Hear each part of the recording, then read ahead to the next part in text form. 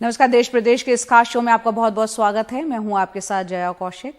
बात कर रहे हैं हम सबसे पहले मणिपुर की, जहां गृह मंत्री अमित शाह ने अपने इस दौरे में, मणिपुर के दौरे में ये साफ कर दिया कि राज्य में हिंसा खत्म कर शांति की बहाली के लिए वो जहां सख्ती की जरूरत होगी वहां सख्ती करेंगे और जहां मरहम की जरूरत होगी वहां मरहम लगाएंगे और जहां मदद की जरूरत है वहां मदद पहुंचाई जाएगी। और 4 दिन के अपने इस दौरे में आखिर में अमित शाह ने हिंसा की जांच के लिए न्यायिक आयोग के गठन और लोगों को फौरी मदद देने के लिए कई ऐलान भी किए। देखते हैं ये रिपोर्ट।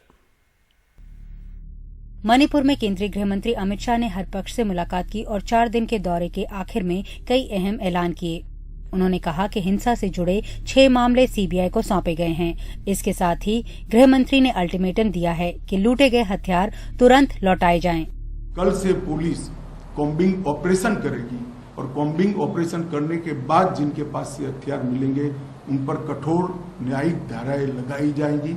तो मेरा सभी से अपील है कि जिनके पास हथियार हैं वो सभी लोग पुलिस के सामने अपने हथियारों को सरेंडर कर दें। शांति बहाली के लिए गृह मंत्री के अहम ऐलानों में ये भी शामिल है। राज्यपाल की अध्यक्षता में एक शांति कमेटी का गठन। मणिपुर म्यांमार सीमा सील की जाएगी। पड़ोसी देशों से आने वाले लोगों का बायोमेट्रिक रजिस्ट्रेशन।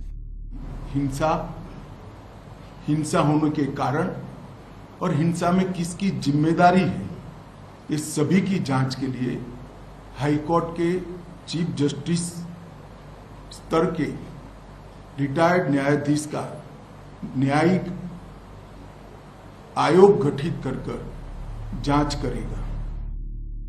केंद्रीय गृह मंत्री ने मैतेई समुदाय को अनुसूचित जनजाति में शामिल करने की बात पर हाईकोर्ट के फैसले को ताजा हिंसा की वजह माना।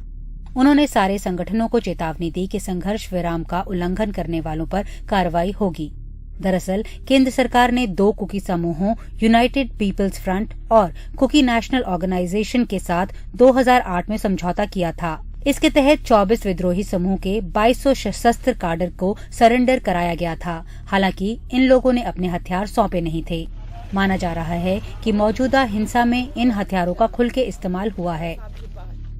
दूसरी तरफ पीड़ित लोगों को राहत देने के लिए केंद्र की ओर से और कदम उठाए गए हैं। मृतकों के परिजनों को 10 लाख रुपए का मुआवजा, 30,000 टन चावल देने का ऐलान, गैस, पेट्रोल और सब्जियों की सप्लाई, 15 पेट्रोल पंप 24 घंटे खुले रहेंगे। मेडिकल विशेषज्ञों की 8 टीमें मणिपुर भेजी जाएंगी, जिनमें 20 डॉक्टर होंगे। ये टीमें हिंसा प्रभावित इलाकों में लोगों की मदद करेंगी। 5 टीमें मणिपुर पहुंच चुकी हैं और अन्य 3 टीमें भी जल्द पहुंच जाएंगी। ऑनलाइन माध्यम से स्कूलों को संचालित करने की भी तैयारी हो रही है और परीक्षाएं भी तय समय पर होंगी। मणिपुर में 2-3 दिनों में रेल सेवा बहाल की जाएगी। मोरे, चोड़ा चांदपुर और कैंगपोकपी में वर्चुअल कोर्ट भी बनाए जाएंगे ताकि किसी को न्याय मिलने में देरी न हो। और पहाड़ी इलाकों में लोगों को सिर्फ 2,000 रुपए में हेलीकॉप्टर सेवा भी उपलब्ध करवाई जाएगी। एक रिलीफ एंड रिहेबिलिटेशन पैकेज को भी तैयार किया गया है। जितने भी लोगों का जान गया है वो सभी को 5 लाख रुपया मणिपुर सरकार की ओर से और 5 लाख रुपया भारत सरकार की ओर से 10 लाख रुपया दिया जाएगा। ये राशि डीबीटी के माध्यम से उनके परिवारजनों के सीधे बैंक अकाउंट में ट्रांसफर की जाएगी। केंद्र सरकार ने बेहतर समन्वय के लिए कुलदीप सिंह की अध्यक्षता में इंटर एजेंसी यूनिफाइड कमांड की व्यवस्था लागू की है और राज्य में 1993 बैच का नया डीजीपी भी नियुक्त किया गया है। मणिपुर से सौरभ गुप्ता के साथ मैं नई दिल्ली से नीता शर्मा, एनडीटीवी इंडिया के लिए। बात कर लेते हैं राजस्थान की, जहां सत्ता में दोबारा वापसी की कोशिश में मुख्यमंत्री अशोक गहलोत ने जनता को लुभाने के लिए एक बड़ा दांव चला है। अशोक गहलोत ने 100 यूनिट बिजली मुफ्त देने का ऐलान किया है। एनडीटीवी से बात करते हुए केंद्रीय मंत्री गजेंद्र सिंह शेखावत ने इस घोषणा को लेकर अशोक गहलोत को घेरा। उन्होंने कहा कि प्रधानमंत्री की सभा में उमड़ी भीड़ को देखकर गहलोत ने आनन फानन में यह ऐलान किया, जबकि इसकी घोषणा तो 3 महीने पहले बजट में हो चुकी थी। माननीय प्रधानमंत्री जी की सभा की सफलता को कल देख करके, तो माननीय मुख्यमंत्री जिस तरह की सभाएं करते हैं, आंगनवाड़ी के मजदूरों को लाकर, महिलाओं को ला करके, नरेगा के मजदूरों को एकत्रित करके जो सफलताओं दिखाने के लिए जो सभाएं करते हैं, कल उनकी आंखें चंधिया गई थी। इसलिए आनंद फानन में उन्होंने एक घोषणा की, करूँगा ऐसा बयान दिया। राजस्थान के लोग सोच रहे थे पता नहीं क्या करने वाले, और फिर रात को खोदा पहाड़ निकली चुहिया, क्योंकि ये 100 यूनिट बिजली फ्री देंगे, ये घोषणा तो वो पहले अपने बजट भाषण में भी कर चुके थे।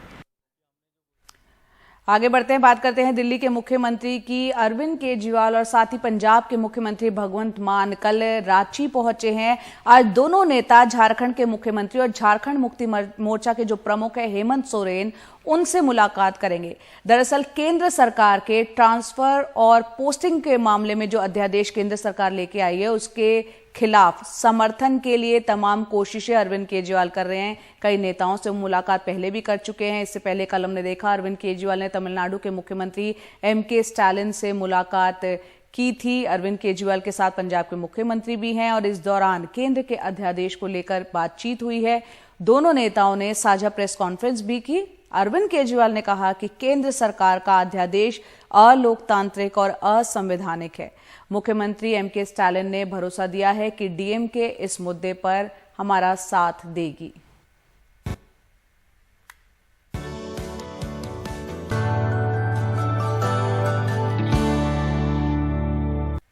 और अब बात छत्तीसगढ़ की, जहां रायगढ़ में गुरुवार को राष्ट्रीय रामायण महोत्सव का मुख्यमंत्री भूपेश बघेल ने शुभारंभ किया। 3 दिनों तक चलने वाले रामायण महोत्सव पर मध्य प्रदेश, झारखंड समेत 12 राज्य और विदेश से इंडोनेशिया और कंबोडिया से भी मानस टीम आई है।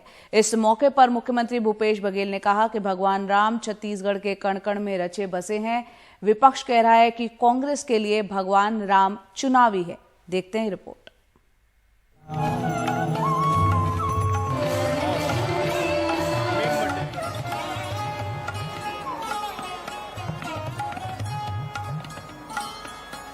छत्तीसगढ़ को माता कौशल्या की जन्मस्थली माना जाता है।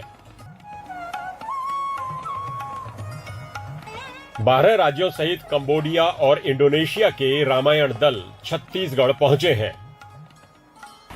सब में हम लोग राम का स्मरण करते हैं। ये लोग केवल चुनाव के समय और वोट के लिए राम को याद करते हैं। दोनों में अंतर यही है, क्योंकि मोदी से पहले महात्मा गांधी हुए कांग्रेस के नेता, जिनको गोली लगने के बाद प्राण त्यागते हुए उन्होंने हे राम कहा।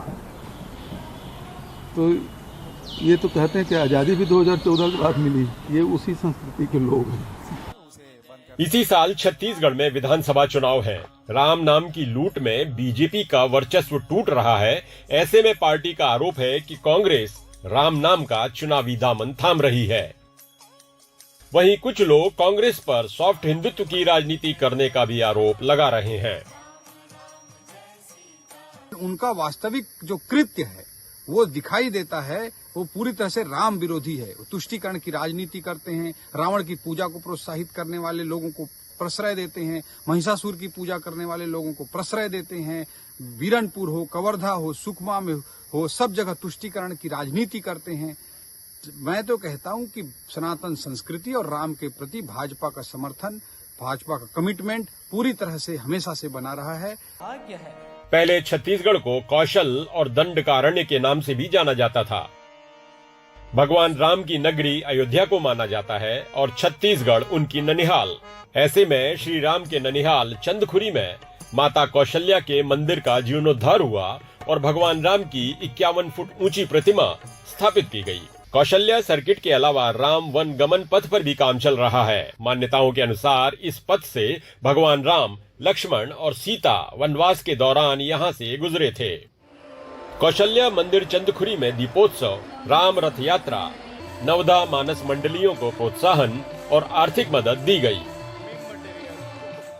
यही नहीं, मुख्यमंत्री बघेल ने ग्रामीण विकास की अवधारणा को गोधन न्याय योजना से जोड़ दिया। इसमें किसान भी आ गए और हिंदुत्व भी। गोबर 2 रुपए किलो खरीदा और गौमूत्र भी। छत्तीसगढ़ में कांग्रेस हिंदुत्व के रास्ते पर है। राम वन पथगमन निर्माण, माता कौशल्या महोत्सव के आयोजन के बाद रामायण महोत्सव का आयोजन करके भाजपा से भगवान राम के मुद्दे को कांग्रेस ने कमजोर करने की कोशिश की है। वहीं भाजपा कांग्रेस सरकार पर राम के नाम पर राजनीति करने का आरोप लगा रहे हैं। अब देखना ये होगा कि चुनावी साल में मतदाता भगवान राम के मुद्दे पर किसका साथ देते हैं। जुल्फिकार अली, एनडीटीवी इंडिया के लिए।